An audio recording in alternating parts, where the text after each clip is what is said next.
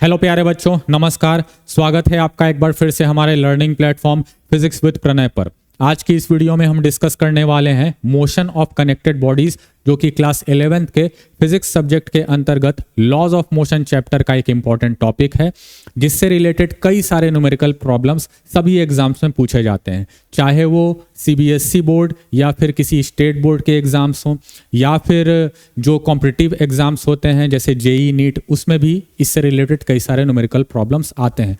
तो आइए इस वीडियो में इस टॉपिक को पूरे डिटेल में डिस्कस करते हैं। इसकी थ्योरेटिकल पार्ट को हम पूरे समझेंगे, अच्छे तरीके से पूरा डिस्कस करेंगे। इसका जो कंसेप्चुअल क्लैरिटी है वो लाने की कोशिश करेंगे। और इनफैक्ट ये जो टॉपिक है इसमें दो सिचुएशंस होते हैं और दो में से जो पहला सिचुएशन है आज हम उसे डिस्कस करेंगे। अब ये दो सिचुएशंस क्या हैं? पहला सिचुएशन जो है वो ये है कि यदि कोई एक हॉरिजॉन्टल सरफेस पर दो या दो से ज़्यादा ऑब्जेक्ट्स जो हैं वो रखे हुए हैं और वो ऑब्जेक्ट्स एक लाइट मासलेस स्ट्रिंग से कनेक्टेड हैं एक दूसरे के जरिए, या फिर रोप भी हम उसे बोल सकते हैं। और जब वो एक दूसरे से कनेक्टेड होते हैं तो दो ऑब्जेक्ट है तो दोनों में से किसी एक ऑब्जेक्ट पर एक सर्टेन अमाउंट ऑफ फोर्स लगाया जाएगा और उस फोर्स की वजह से उस पूरे सिस्टम में एक्सेलरेशन जो है वो प्रोड्यूस होगा, और वो एक्सेलरेशन कितना होगा वो हम कैलकुलेट करेंगे। साथ में उस फोर्स के लगने की वजह से ऑब्वियसली जो स्ट्रिंग है या रोप है वो खींचेगा, जिसकी वजह से उसमें टेंशन क्रिएट होगा। तो वो टेंशन क्या होगा? तो यहाँ पर इस सिचुएशन में भी दो केसेस बनते हैं। एक होता है दो ऑब्जेक्ट्स का जिसमें दो ऑब्जेक्ट्स कनेक्टेड होते हैं, एक होता है तीन ऑब्जेक्ट्स का। तो इस तरह से ये दोनों केसेस आज हम डिस्कस करने वाले हैं। और दूसरा जो सिचुएशन है वो है एटवुड्स मशीन, जिसे बोला जाता है। एटवुड्स मशीन क्या होता है? ये कुछ नहीं बल्कि एक सिंपल पुली सिस्टम होता है, जिसमें एक पुली के थ्रू एक रोप के जरिए दो ऑब्जेक्ट्स जो हैं वो कनेक्टेड होते हैं, या दो से अधिक ऑब्जेक्ट्स भी हो सकते हैं कनेक्टेड। और ये जो रोप होता है फिर से अगेन ये मासलेस होता है। उस सिचुएशन में भी जो है हमें वो एक्सेलरेशन कितना होगा हर एक ऑब्जेक्ट का, फिर टेंशन कितना होगा, वो सारी चीज़ें कैलकुलेट करना होगा। तो फिलहाल हम उस चीज़ को जो है अगली वीडियो में कवर करेंगे, एटवुड्स मशीन को। फिलहाल आज की इस वीडियो में हम इस टॉपिक को, दैट इज हॉरिजॉन्टल प्लेन पर रखे हुए दो या तीन ऑब्जेक्ट्स जो हैं जो कि रोप से कनेक्टेड हैं, इनमें कितना एक्सेलरेशन होगा, कितना टेंशन होगा, इसे जो है हम डिस्कस करते हैं। तो without any further ado let's begin with our first case, जिसमें दो ऑब्जेक्ट्स का सिस्टम है जिनका मासेस m1 और m2 दिया हुआ है, और इनमें से जो m2 मास है इसके ऊपर हमने फोर्स F अप्लाई किया है राइट डायरेक्शन में, जिसकी वजह से पूरे सिस्टम में एक्सेलरेशन A प्रोड्यूस होगा। ये एक्सेलरेशन केवल m2 में नहीं बल्कि सेम एक्सेलरेशन m1 में भी होगा, यानी पूरे ओवरऑल सिस्टम में सेम एक्सेलरेशन प्रोड्यूस होगा। और चूंकि यहाँ पर ये रोप से ये दोनों मासेस कनेक्टेड हैं, तो रोप में उस फोर्स की वजह से टेंशन क्रिएट होगा, और ये टेंशन जो है उस फोर्स को अपोज करेगा यहाँ पर दोनों सिचुएशंस में। अब ये टेंशन क्या होगा इसे हम कैलकुलेट करना चाह रहे हैं, और एक्सेलरेशन कितना होगा वो हम कैलकुलेट करना चाह रहे हैं। तो एक्सेलरेशन कैलकुलेट करना काफ़ी ईजी है। तो हम इसे काफ़ी सिंपली हम बोल सकते हैं कि फोर्स यदि हमें पता है तो फोर्स F जो है या नेट फोर्स जो होता है वो न्यूटन के सेकंड लॉ के अनुसार मास मल्टीप्लाइड बाय एक्सेलरेशन होता है। अब चूंकि यहाँ पे एक सिस्टम है तो पूरे सिस्टम का मास हमें लेना होगा, जो कि होगा m1 प्लस m2, और multiplied by acceleration will be equal to force. तो इसे हम इस प्रकार से लिख सकते हैं, we know that force F equals m1 plus m2 multiplied by a. अब ये ए यानी एक्सेलरेशन जो है इसे हमें कैलकुलेट करना है। सो हम इसे एक तरफ करके F upon m1 plus m2 लिख सकते हैं। तो ये हमारा जो है एक्सेलरेशन हो गया, जिसे कैलकुलेट करना काफ़ी इजी था। अब आइए हम डिस्कस करते हैं कि ये टेंशन कैसे हम कैलकुलेट करेंगे। एक्सेलरेशन तो हो गया, अब ये एक्सेलरेशन तो हमने कैलकुलेट कर लिया। अब टेंशन कैलकुलेट करने के लिए हमें क्या करना है कि m2 जो है मास, इस m2 मास को हम केवल कंसीडर करेंगे कि इस पे कितने फोर्सेस लग रहे हैं, और इस पे न्यूटन का सेकंड लॉ हम अप्लाई करेंगे।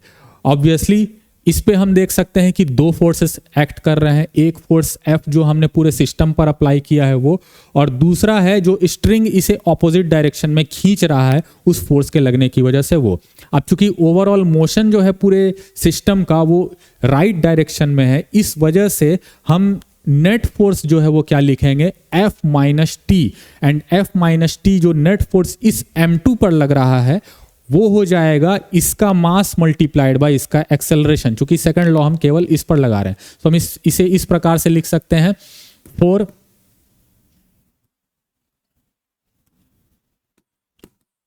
फॉर मास M2 के लिए जो है हो जाएगा ओवरऑल पूरा का पूरा इसके ऊपर जितना भी नेट फोर्स लग रहा है वो हो जाएगा F माइनस टी, और राइट हैंड साइड में हम लिखेंगे M2 इंटू ए, चूंकि अगेन हम केवल M2 जो है उस पे जो फोर्स लग रहा है उसे कंसिडर कर रहे हैं, तो M2 multiplied by a will be overall equal to net force, and net force on M2 is F minus T. अब ऑब्वियसली हमें T जो है वो कैलकुलेट करना है, तो T को जो है हम राइट हैंड साइड में लिख लेंगे और LHS साइड में हम इस M2A को ले आएंगे जो माइनस में हो जाएगा। अब चूंकि हमने एक्सेलरेशन ऑलरेडी अभी कैलकुलेट किया है जस्ट, जो कि कितना था, F upon M1 plus M2 था, तो इसकी जगह एक्सेलरेशन को हम रिप्लेस कर सकते हैं F upon M1 plus M2 से, तो ये हो गया इक्वल्स T। अब यहाँ से हम देख सकते हैं कि इन दोनों टर्म्स में जो F है वो कॉमन है, सेम है, तो इसलिए इसे कॉमन लिया जा सकता है, सो इट वुड बिकम F, और कॉमन लेने पर पहले टर्म में 1 बचेगा और दूसरे में M2 upon M1 plus M2 बचेगा, and this whole will be equal to T। अब T को हम LHS साइड में ले आते हैं, चूंकि इसे ही हमें कैलकुलेट करना है, so T will be equal to F multiplied by, अब यहाँ पे M1 प्लस M2 जो है इसे हमें एलसीएम लेना है, एंड एलसीएम लेने पर ये 1 से मल्टीप्लाई होगा, तो ये एज इट इज ऊपर ऐसे ही मल्टीप्लाई होके लिखा जाएगा, और जो सेकंड टर्म है वो माइनस M2 हो जाएगा। अब यहाँ पे हम देख सकते हैं कि दो टर्म्स जो हैं वो कैंसिल आउट हो जा रहे हैं, जो कि है M2 और M2, और बाकी टर्म्स जो हैं अब उसके साथ हम T को लिख सकते हैं, जो कि हमारा रिक्वायर्ड आंसर हो जाएगा।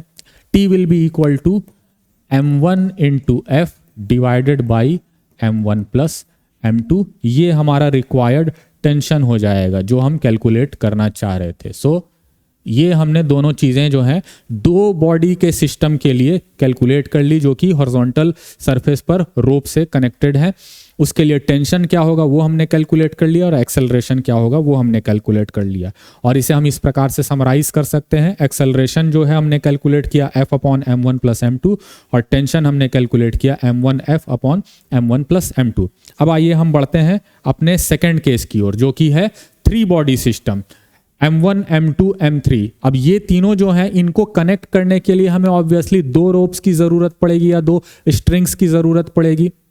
अब ये दोनों रोप्स अलग अलग हैं या स्ट्रिंग्स अलग अलग हैं, इसी वजह से टेंशन्स जो हैं वो भी अलग होंगे। टेंशन कब क्रिएट होगा, जब हम फोर्स F के साथ इसे खींचेंगे, और यहाँ पे हमने सपोज किया है कि M3 जो है उसे हम F जो फोर्स है उसके साथ हम उसे राइट डायरेक्शन में खींच रहे हैं, जिसकी वजह से पूरा का पूरा सिस्टम तीनों बॉडी का वो राइट डायरेक्शन में मूव करेगा विथ एन एक्सेलरेशन A, और ये एक्सेलरेशन A सभी में सेम होगा। लेकिन जो F की वजह से टेंशन्स क्रिएट होंगे वो दोनों में अलग होंगे। इस रोप में टेंशन जो है ये हमने माना है T2, जो कि M2 और M3 के बीच में है। M1 और M2 के बीच में जो रोप है उसमें जो टेंशन है वो हमने T1 माना है। ऑब्वियसली दोनों एंड्स पर सेम होंगे चूंकि रोप सेम है, T1 और यहाँ पर भी T2 दोनों एंड्स पर सेम होंगे। अब यहाँ पे चूंकि 2 टेंशन्स हैं और एक एक्सेलरेशन है, तो दोनों टेंशन्स को हमें कैलकुलेट करना पड़ेगा, लेकिन उससे पहले हम एक्सेलरेशन कैलकुलेट कर लेते हैं, जैसा कि पिछली बार हमने कैलकुलेट किया था। तो फिर से हम वही सेम फॉर्मूला अप्लाएंगे। ओवरऑल फोर्स जो है पूरे सिस्टम पर जो लग रहा है वो टोटल मास पूरे सिस्टम का मल्टीप्लाइड बाय उसका एक्सेलरेशन। तो इसे हम फिर से इस तरह से लिख सकते हैं, we know that overall force equals total mass, that is M1 plus M2 plus M3। ये टोटल मास हो गया तीनों का मिला के पूरे सिस्टम का, multiplied by A, that is acceleration. तो यहां से एक्सेलरेशन इजीली फिर से कैलकुलेट हो गया, जो कि हो जाएगा F upon M1 plus M2 plus M3। अब ये चारों क्वांटिटीज जो हैं दैट इज F और तीनों मास, ये हमें नोन क्वांटिटीज हैं हमारे लिए, तो इसीलिए हम एक्सेलरेशन को इन चारों की मदद से ईजिली कैलकुलेट कर सकते हैं। अब आइए हम डिस्कस करते हैं एक ज़्यादा जो कंफ्यूजिंग चीज़ है या ज़्यादा समझने वाली चीज़ है उसके ऊपर, जो कि है दोनों टेंशन्स। अब ये टेंशन्स हम कैसे कैलकुलेट करेंगे? ठीक पिछले क्वेश्चन या पिछले केस के ही तरह हम इसे भी जो है कैलकुलेट कर सकते हैं। और वो कैसे करेंगे? दोनों मासेस जो हैं उन दो मासेस को हम लेंगे। कौन कौन से मासेस हम लेंगे? M3 मास लेंगे जिससे हमें T2 मिलेगा, और M2 मास लेंगे जिससे हमें T1 मिलेगा। तो अब दोनों मासेस को हम लेके क्या करेंगे? उनके ऊपर जो ओवरऑल नेट फोर्स लग रहा है उसे हम देखेंगे।